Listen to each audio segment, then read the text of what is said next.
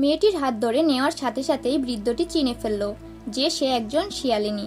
এটা বুঝতেই সে জোর করে তার হাত ধরল এবং বলল, এখন তুমি আমার হাত থেকে পালাতে পারবে না। কিন্তু ঠিক যখন সে তাকে মেরে ফেলতে যাচ্ছিল, সামনে দাঁড়ানো ছেলেটি তাকে থামিয়ে বলল, তুমি এত নিশ্চিন্ত কি করে হতে পারো যে এটা শিয়ালিনী?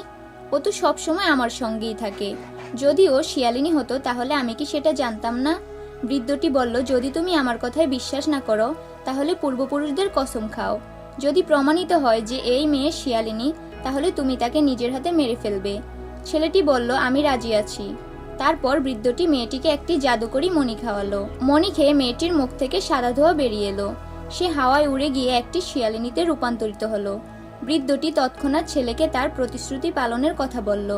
ছেলেটি বৃদ্ধের হাতে থাকা অস্ত্র নিয়ে হাসতে হাসতে বলল, আমি আগের থেকেই জানতাম আমার স্ত্রী একটি শিয়ালিনী। সে এক মুহূর্তের মধ্যে আমার ক্ষত ঠিক করে দেয়। এখন ওর সাহায্যে আমি পুরো রাজ্য জয় করে নেব। আপনি যে পূর্বপুরুষের কসম খাচ্ছেন তারা কোথায়? আমি তাদের মানি না। এ কথা বলে সে বৃদ্ধকে হত্যা করে ফেলল। যখন অন্যরা এই দৃশ্য দেখলো, তারা বলল, শিয়ালিনীর চেয়েও বড় দানব তুমি।